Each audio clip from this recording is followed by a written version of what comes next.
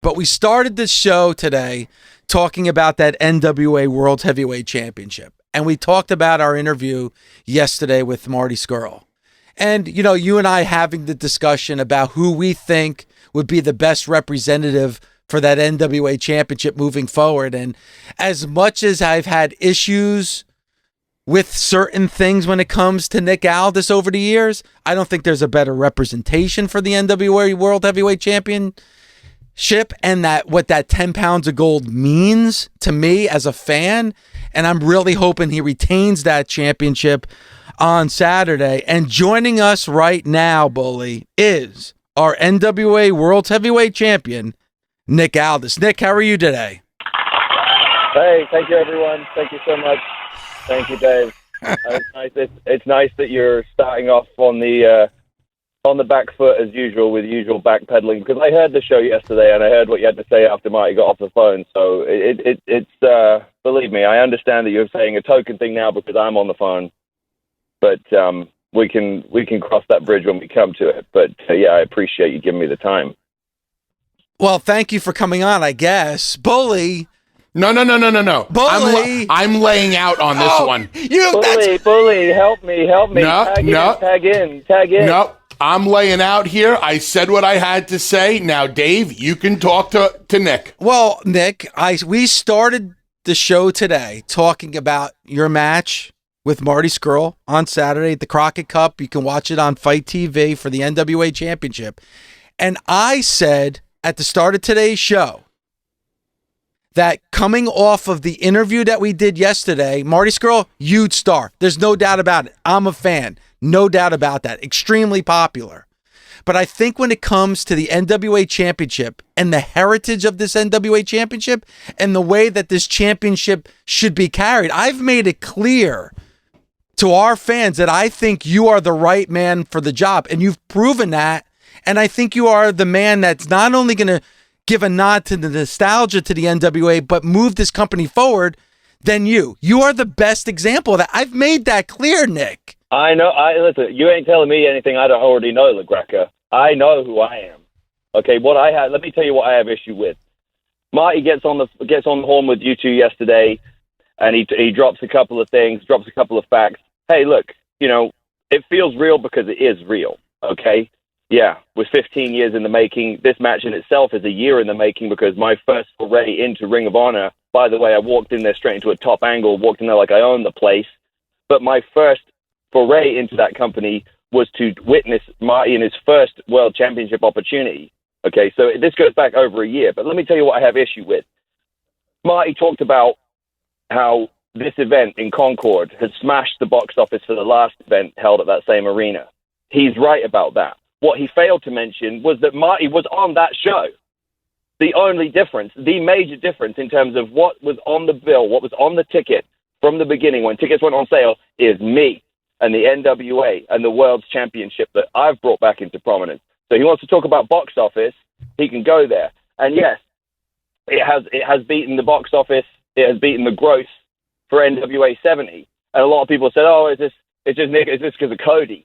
Well, I was the challenger for that event, whereas the champion are all in. So people can slice it any way they want to fit their hipster narrative because they like the Hot Topic shirts and their bullshit from the last few years.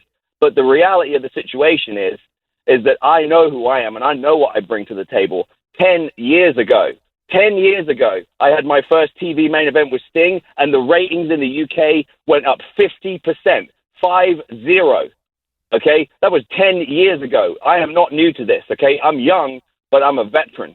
All right. So when and here's what I take issue with: Marty gets off the phone, and you two guys, you start spitballing about, well, maybe at one point Marty looked up to Nick, and in the last few years, like Marty's had more of the oxygen. That's absolutely true, and I've made that very clear all the way around. I was inspired by him when I wasn't sure where I was going to go, where I was floundering. Okay, but here's what you said, LaGreca. You said that Marty Scurll and Nick Aldis are in different leagues. Different leagues is what you said. Now, let me explain why I think that that's slightly exaggerating, and why I think that your fanboyism of any wrestling that's been relevant in the last 5 years is clouding your judgment for the reality. Because I beat Sting. I made Sting tap out in the middle of the ring on a pay-per-view when I was 26 years old. I've beaten AJ Styles, Samoa Joe, Kurt Angle, Bobby Roode, Jeff Hardy. Okay? I'm the guy who smashed the glass ceiling for British professional wrestlers all over the world, whereas before that, nobody was talking about the booming UK independent scene and, oh man, there's so much great talent coming out of the UK. We used to sell out. We used to be in packed out buildings every night in the UK, but we just didn't have Twitter, so no one knew about it. Okay? But after I smashed the glass ceiling and became the first British-born world champion of a major promotion, no disrespect to Nigel McGuinness because he won the Ring of Honor World Championship, but let's be real. At that time, Ring of Honor was a regional independent promotion in the Northeast. I won it on national television, cable television, prime time, with Jeff Hardy in 120 countries around the world. That was me, Dave. I did that. Okay? So when you want to talk about different leagues, come back to me when Marty has a resume that reads like mine. What do you got, Dave? Well, let me retort because I brought sound effects. Obvious. I heard you yesterday dropping sound effects like you were some 90s shock jock. So I went, you know what? I can answer that. If we want to live in the 90s, we can live in the 90s.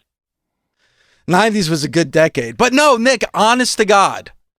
And I think Bully, and whether Bully, if you want to still continue to lay out or not, when we talked about other leagues, we were not talking about the resume, titles, what goes on in the ring. That's not what we were talking. You were talking about T-shirts. Rick, Hey, give the devil his due. He sells a shitload of T-shirts. He sells a lot more than I do. But hey, I dare say that he probably sells a lot more than Bully. But I don't think Bully's about to go and admit that he's in different leagues to Marty Scurll. Agreed, Nick. Let me ask. Wait a second, Bully. No. I want to ask. No. I want to continue. I want to continue this conversation because I just want to make it clear in the fact that I understand what you're talking about. There, you're talking about economic impact. Yes, okay? We were talking about stardom. Listen, stardom, Nick, economic impact. Let me tell you about economic impact, okay? Because economic impact on the wrestling business can come in many forms, Dave. Yes. As an individual, you can point to how many T-shirts you sell because you can get a bunch of hipsters to buy a T-shirt. That's great. That's really good for you. It's really good for your bottom line. But what do you bring to the bottom line of an entire company? What do you do long term yes. to help build a brand and build an organization over a long period of time? What have you done for television, sponsors, affiliates? Okay, all of those things over the years. I know about those things because I've had positive economic impact that goes way deeper than just how many T-shirts somebody sells. And Nick, I agree. So you're judging me on one answer for one question. You're completely taking it out of context. No, I'm not taking it out of context. Yes, you are. You're the one who took it out of context because you said that we're in different leagues. You are. When it comes to popularity, when it comes to like what's trending and what's new. Like I mentioned in the interview and I mentioned after the interview, my daughter who's 15 and her friends in high school, they have the Marty Scurll theme on their, on their ringtone on their phone, and they have this. But that's what I was talking about, Nick. That's what I was talking about. That's why I'm working with Mike because I'm a businessman, Dave. That's why I'm wrestling him in the main event of this show, and that's why this show is doing big box office. And Nick, I started the show when Marty was at that arena by himself, or with anyone else on that Ring of Honor show. The box office wasn't as strong. Okay.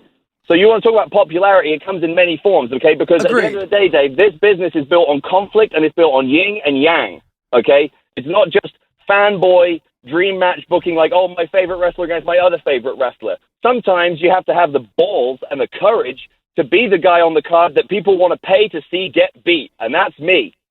And you're 100% correct. I love that line. That was great. Awesome. Bravo, Nick. And Nick, I said I started today's show, and we have a lot to talk about, a lot of news to cover.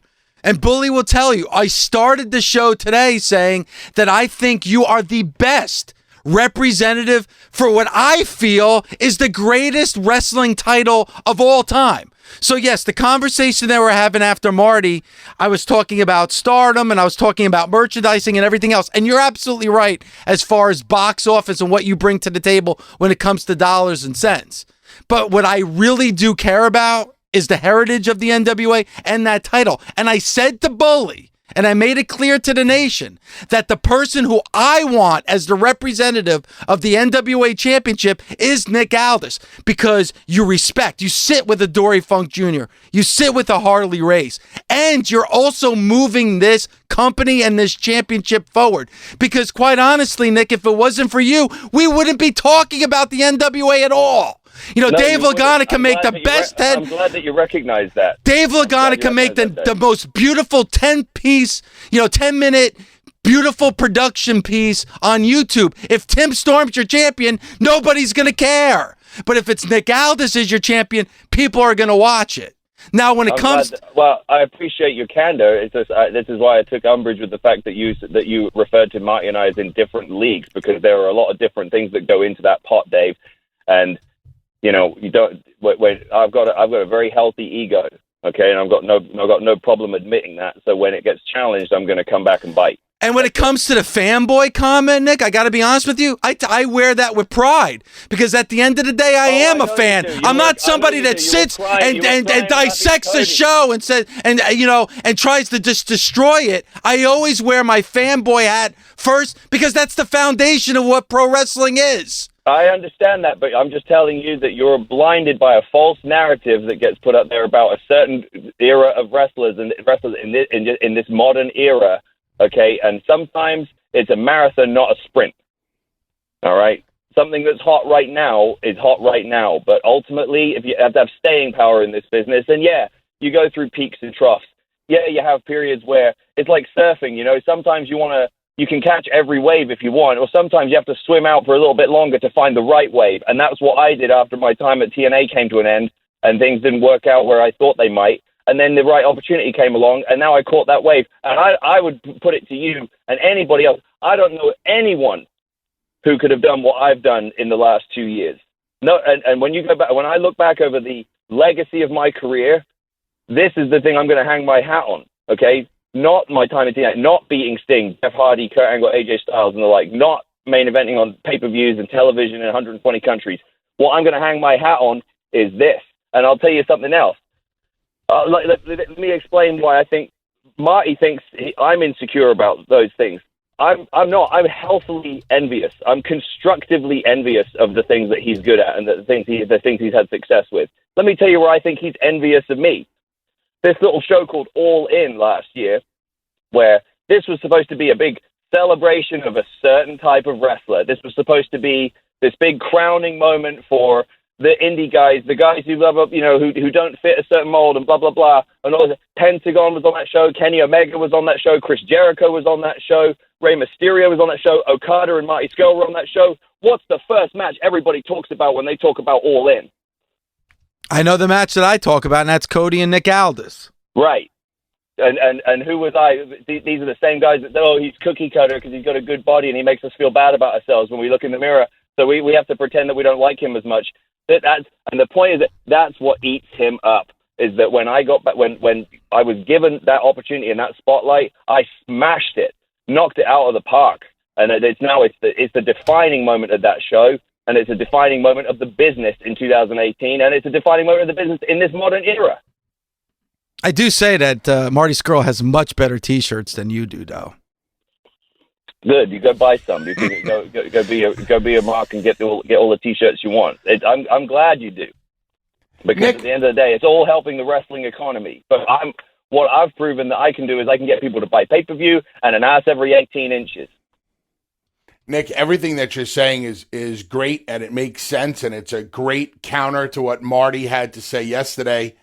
I just want to ask about the relationship. When Marty talked about your friendship from the early days and all the way up until right now, he always believed that you treated him, like that little brother or the sidekick or the guy that walked one step behind him. Do you really treat him that way, or is that just his perception? He made the comment about how I said to him, you don't need a world championship. You're an attraction. You're a Roddy Piper. And I do believe those things. But I told him those things to console him after he didn't win the Ring of Honor championship. Okay. I never said that to him as a way to deflect him from challenging me for the real world championship. Okay. I just told him that as a way to encourage him, because when he has things that he doesn't know about, when he has things that make him unsure of himself, because he's very neurotic. He does have some issues when it comes to that. He does have a self-confidence issue sometimes, which is surprising when you see who he is and how much talent he has. But more often than not, the person he turns to is me. Okay, so yes, I've been that advisor to him, and conversely, there have been times where I've turned to him for advice. Hence, like when I went with the beginning of the sort of my this period of my career, this resurgence of my career, whatever you want to call it, renaissance, really started when I went to the same guy that did Marty's villain vignettes, and we did a bunch of vignettes for me, and they ended up being used on House of Hardcore with Tommy Dreamer. Okay, that was the sort of catalyst for what then became the National Treasure character and everything like that. So I'm absolutely aware of the fact that there was a time where the dynamic shifted, and I found myself being inspired by what he had done, because he was in complete control of his destiny, because he had created his own character, his own thing. I was different because I got signed to a deal when I was 21. So I was always at the whim of someone else. And then by the time I got to like 26, 27, and I became a top guy, I was not prepared for the politics that I was going to have to deal with. All these people, all these sharks trying to stab you in the back and sabotage you at every turn. Okay, so I had to learn those things as I went. But then once I came out on my own, I wasn't as prepared. Whereas he had years and years of being self-reliant. And I didn't have that. I wasn't used to that. So I had to catch up, but I caught up pretty quick, and now here we are. So that's the reality of the situation, that I was inspired by his success, and I was inspired by it because he was in complete control of his destiny. You want to know who he turned to when he was presented with the option of joining the Bullet Club? He asked me, and I gave him the pros and the cons. And I said, I don't think you need it, but I think that you can make it better. So I've got my fingerprints, my influence on a lot of his career, and conversely. Nick, in listening to you speak, you sound so passionate about this, and you sound a little pissed off, and I don't often see you or hear you pissed off. It sounds like you cannot lose this match. It sounds like it would actually really, really bother you if you were to lose. It would. I mean, of course it would, because I've got this is all part of a long-term plan. Okay. There are so many irons in the fire for the NWA right now that for me to lose the World Championship at this point would be a disastrous in certain elements. It would be helpful in other elements. I'm not suggesting that Marty can't carry the load. I'm just saying I want to be the one doing it. I'm not saying it's going to make any difference to the NWA, whether there's going to be benefits, there's going to be some pros and some cons, like any world champion is to any promotion. But I'm saying for me personally, I want to be at the forefront of this because I've built this stuff. Okay, so yes, I do take it personally, and as far as I don't want to lose to anyone. I was devastated when I lost to Cody, but I turned it around, and I'll be equally as devastated if it happens this weekend, but I don't think it's going to. Nick, you mentioned our interview with Marty Scurll yesterday, and I know you listened to it, but to remind the Busted Open Nation, and I definitely want to get your thoughts on this, I want to just play a little snippet of what Marty had to say about your match with him this Saturday. So, Nick, it's his role. He loves to make out that I wouldn't necessarily say below him, but he loves to put himself ahead because, he has been this big brother figure to me or a father-like figure. But I think the truth is, I said this before as well, I said this at Ring of Honor, I think the truth is Nick's actually got an insecurity because he knows that how big of a star and attraction I am, and if I do take that belt from him, which I plan on doing, where I can take the NWA from there, I can take it to places that it's never been before, places that Nick can't do, and I think there's a part of him that hates the idea. As good of friends as we are, I think there's a big part of Nick that hates the idea that I could take the NWA World title from him, which I think really defies Nick as not only a wrestler but a person. But I could take that belt away from him and I can make it bigger and better than it's ever been before. And I think that deep down really frustrates Nick. Well, there's a couple of things from what Marty said on our interview yesterday. One, about you and the championship being won. I think that's absolutely correct. I think right now, when you think of that NWA Championship, at least for me, you think of Nick Aldis, and I think that's an extreme positive. And I don't think Marty Scurll will look at that championship the same way that you do. But do you think that Marty could take this NWA Championship to different heights than you're capable of doing? He could take it to different places, but if he's claiming that he can take it to bigger places, I take issue with that, and here's why: because you guys, and Marty and all these, you live in a very myopic bubble, okay? Because the fans that are left are very concentrated, and they spend a very high dollar amount per head, and they're very passionate about the guys they like and the guys they don't, okay? But the reality is that there are a whole lot of fans who fell off, yeah, and they're the ones that I'm bringing back.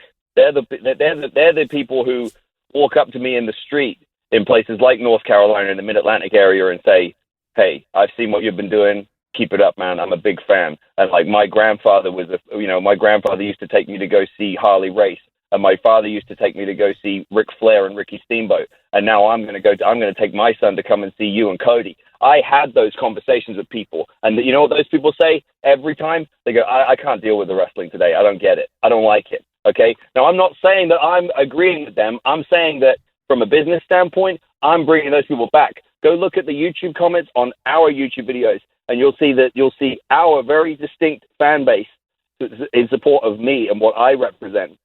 Okay. So if you want to choose to live in a myopic bubble where only the people that already follow you on social media and already buy your shit and already do all that stuff, if you want to live in that bubble where you're taking their opinion and trying to misrepresent that as the opinion of the entire world, then go ahead. I ain't got time for it. Okay. But again, it's like Marty said in the interview yesterday, proof is in the pudding. Okay. There's a whole lot more people coming to Concord than there was before. And I would put it to you, I would suggest to you that those extra people that are coming are my fans. And those and fans of the product who have fallen off in recent years.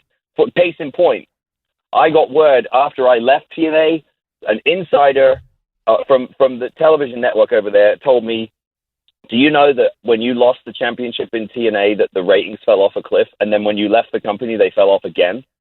I said, "I did not know that, and now I do." Okay, because there were certain people that were just with me for the fact that I represented something different. I represented because. Here's the thing: for so many years, okay, the guys who this sort of myopic fan base, they like to categorize and characterize people like me as cookie cutter or generic and all this kind of thing. Let me ask you something: how many guys do you see now that are skinny fat with a beard and no tan, tattoos, do a bunch of Japanese moves that they don't know, that they watched on some video? Okay, that's cookie cutter to me now. Guys who look, I'm sorry, I'm not cookie cutter anymore. That may have been true in the early 2000s, but it ain't true anymore. And when it comes down to it, when you look at the numbers, right? Mighty the numbers, man. When you look at the numbers for this business overall, okay, the general public, not just the myopic fan base, the general public prefer wrestlers who look like Batista, not a barista. Wow, interesting. Nick, is Marty your best friend? Yes, absolutely. After listening to him yesterday, after listening to you today, no matter who wins, can you guys still be best friends after this? Yes, because we're professionals. Yeah, but wait, always... Nick, hold on. Just excuse me for 1 second. I understand that you're professionals, and I can respect that. But you're calling him paranoid, and he's calling you paranoid, and you're not just kind of taking wrestling shots at one another. You're taking personal shots at one another. It almost feels like the relationship is starting to strain. We have always had a very open and honest relationship with one another. That's why, as I'm sure you can relate to, Bully, in this business, you count your real friends on one hand. And most of the time, for me at least, they're the ones who will speak to me honestly and openly and allow me to do the same.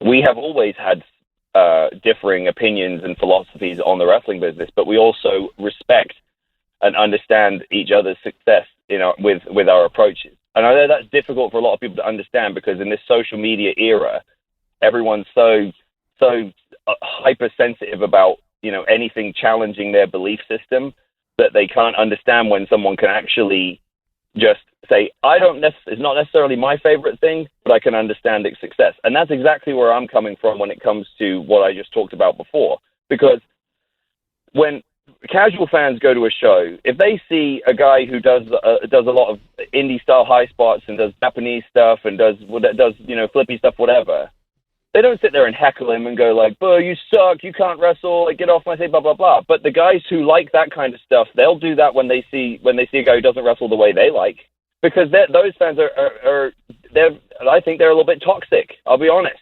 because they want to take control of the business and take over it, where it's an a la carte wrestling just the way they like it. Well, guess what? It's entertainment, okay? It's a variety show for everybody, all right? And what we've done better than anyone is we've put the sports back in sports entertainment, which is something that all these people would have claimed that they didn't want until we gave it to them. And then they went, "Oh, actually, we do like that. That's really cool. I'm so hyped for this match." Yeah, because we're putting the sports back in sports entertainment. That's our groove in the marketplace. That's what we identified from day one.